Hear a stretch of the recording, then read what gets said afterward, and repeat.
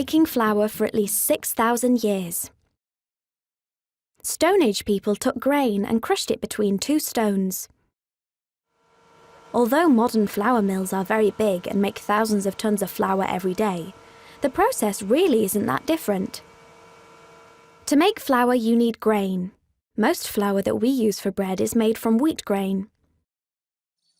We grow over 16 million tons of wheat in the UK. It's usually planted in the autumn, and it grows throughout winter, spring and summer, ready for harvest in August.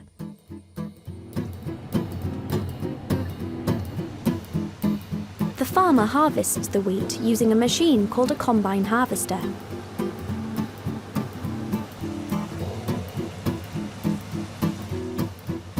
Then the grain is taken to the mill, ready to be ground into flour. Each grain of wheat is a seed, which would grow into a new wheat plant if it were put into the soil.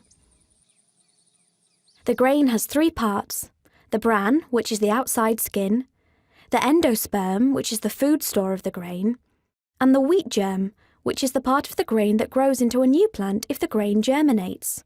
A loaf of brown bread has all the parts of the grain in the flour. When the grain arrives at the mill, they take a sample to check the quality.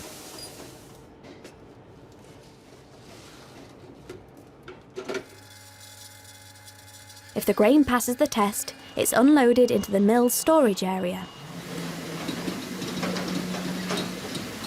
The next job is to clean the grain that's just been delivered. They take out all of the straw, sticks and stones using these sieves. Then they blend different types of wheat together so they can make the right kind of flour. This is called gristing. The flour used in bread needs to have a lot of protein in it to make it soft but strong when it's baked. The milling happens in these machines, called plan sifters. The machines separate the different parts of the wheat using rollers and air bubbles, and this process creates the flour. The ground flour is then tested and checked for quality. Then it's transported to the bakery or to the shops, ready to bake your fresh loaf of bread.